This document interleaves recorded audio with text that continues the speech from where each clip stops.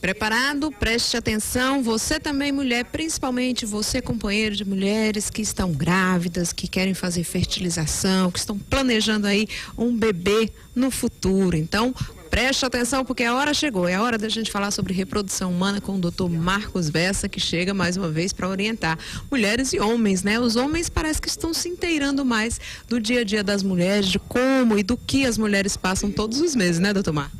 Eles precisam, né, Carla? Eles convivem com elas diuturnamente e se a gente for questão do enfoque na reprodução humana, 40% dos casais com dificuldade reprodutiva têm algum comprometimento masculino. Isso é muito alto, é um número muito elevado. Ou seja, em cada casal, em cada 2 casais, um deles tem alteração masculina e isso faz com que o homem precise estar mais presente na questão do tratamento da reprodução, que ele aceite melhor fazer os exames, que é uma dificuldade que se tem muito grande. Então, é preciso inserir o homem nessa seara e ele tem se inserido, quer dizer, tem havido a resistência tem se quebrado mais.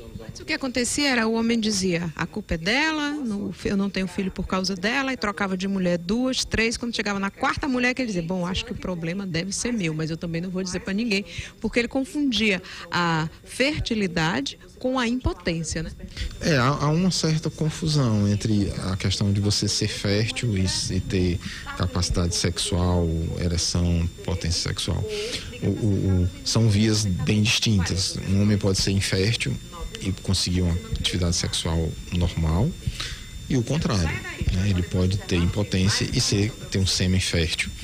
Então são vias distintas e é preciso esclarecer. E aquela história, o preconceito sempre existiu, vai existir ainda muito, mas tem diminuído. As pessoas têm aceitado melhor buscar ajuda médica para tratamento de reprodução quando o comprometimento é masculino ou quando não se sabe a origem dessa infertilidade, o homem tem se disposto mais a fazer a sua parte no tratamento.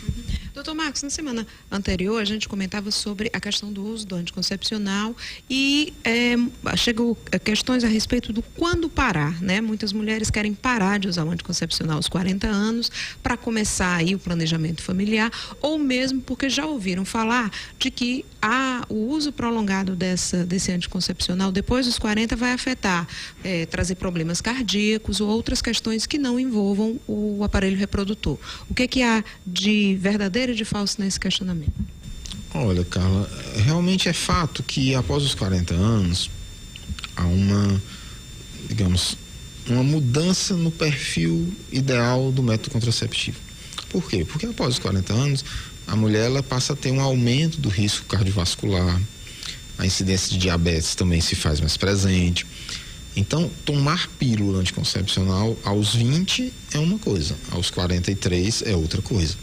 Então, a gente tende, naquelas mulheres acima de 40 anos, primeiro, usar métodos sem estrogênio, de preferência só com progesterona. Que seriam? As pílulas de progesterona isolada, o DIU de progesterona é outra alternativa, o implante, então aqueles métodos só de um hormônio. Existem pílulas de estrogênio, quer dizer, combinadas com progesterona e estrógeno, que têm uma dose muito baixa de estrogênio, também seriam pílulas possíveis, passíveis de uso nesse período. Existem pílulas com estrogênio natural, quer dizer, combinadas com progesterona, cujo estrogênio é o natural. Então, menor risco tromboembólico, menor risco de varizes, menor risco cardiovascular. Então, o que há de verdade é que evita-se o uso de métodos com estrogênio ou com doses altas de estrogênio após os 40 anos. Vale reforçar que, se essa mulher é fumante, ela está absolutamente contraindicado o uso de métodos que têm o estrogênio, porque a associação do fumo, do cigarro com o estrógeno aumenta em muito o risco cardiovascular dessa paciente. Olha, agora vamos para a pergunta a respeito de gravidez, 40 anos e fertilização. Doutor, minha última menstruação foi em março de 2012. Abril, maio, junho, julho, né? Fiz ultrassom e deu para escutar o coração. O médico disse que estava tudo bem. Já tenho filhos, mas como tive 4 abortos anteriormente e tenho 40 anos, não estou segura. Não está sangrando, mas eu tenho dores na barriga. Isso é normal? Qual o tempo de gravidez seguro para não ter um aborto espontâneo? Bem, se essa mulher ela perdeu 4 gestações, ela tem que ter bastante cuidado nessa nova gestação. Uma das perguntas que se faz é se nas perdas passadas ela chegou a investigar, a encontrar uma causa que possa ser tratada. Porque se ela tinha um motivo para ter os 4 abortos e ela não tratou, ela não está fazendo nada, ela pode aumentar o risco de ter um 5º aborto. Então, o aconselhável, já que ela já está com a gravidez em andamento, pode-se usar progesterona natural para diminuir esse risco, pode-se fazer uma cerclagem no colo do útero, se for decidido, para prevenção da perda tardia. Agora, dizer que ela vai zerar o risco ou que não tem nenhum risco é muito difícil, né? Por quê? Porque você tem aí um histórico de 4 perdas. Essa paciente ela precisa de um pré-natal de alto risco, de um acompanhamento muito frequente para que você possa minimizar os riscos de perda dela. Certo. Doutor, é possível que uma pessoa que fez vasectomia há uns 20 anos possa fazer inseminação in vitro? A chance ou é impossível? Não, chance há, mesmo tendo sido uma vasectomia realizada 20 anos atrás. Com métodos completamente diferentes do de hoje, né, doutor?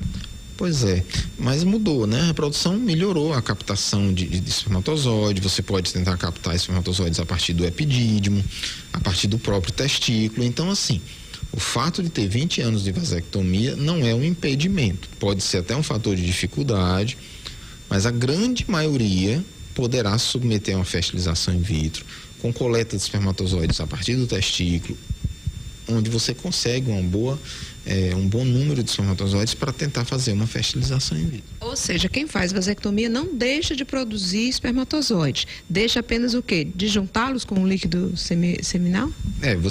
O espermatozoide fica a nível do epidídimo, a nível do testículo, ele não chega no meio externo.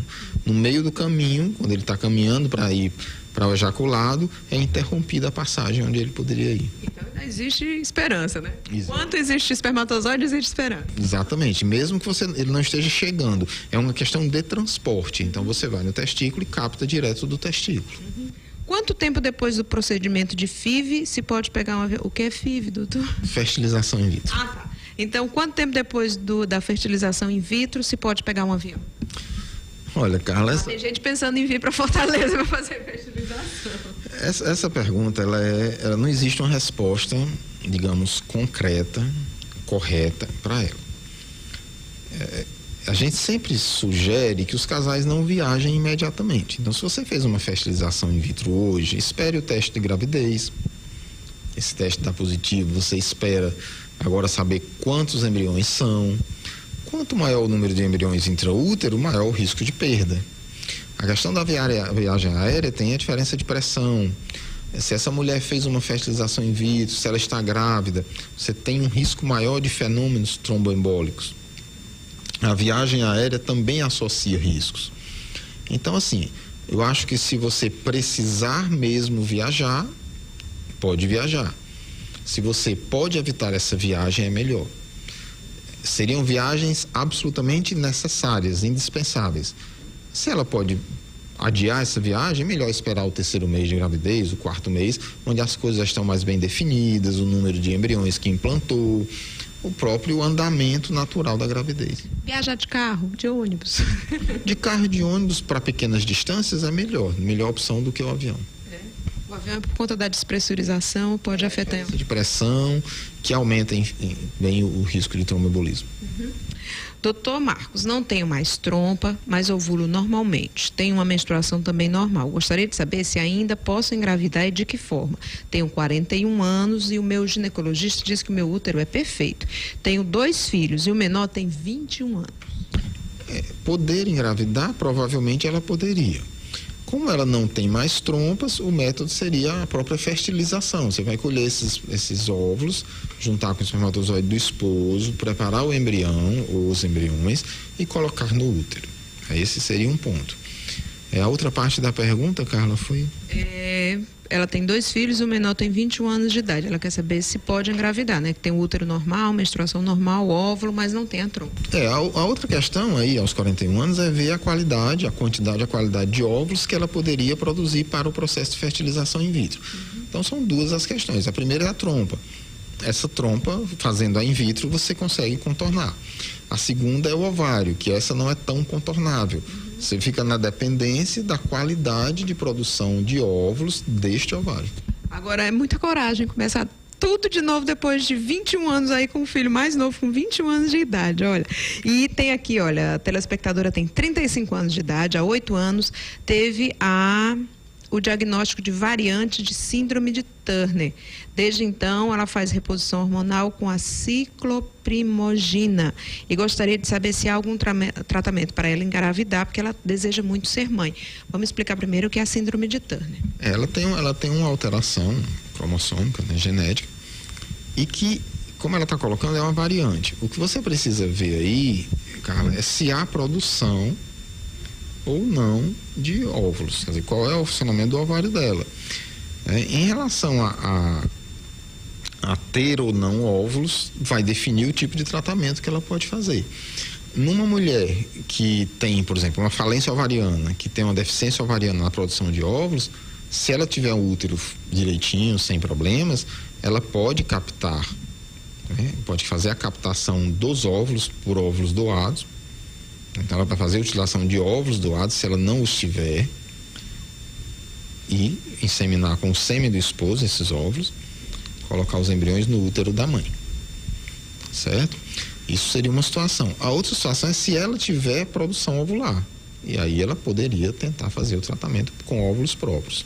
Seria basicamente isso. Não é um impedimento, digamos, a uma gravidez.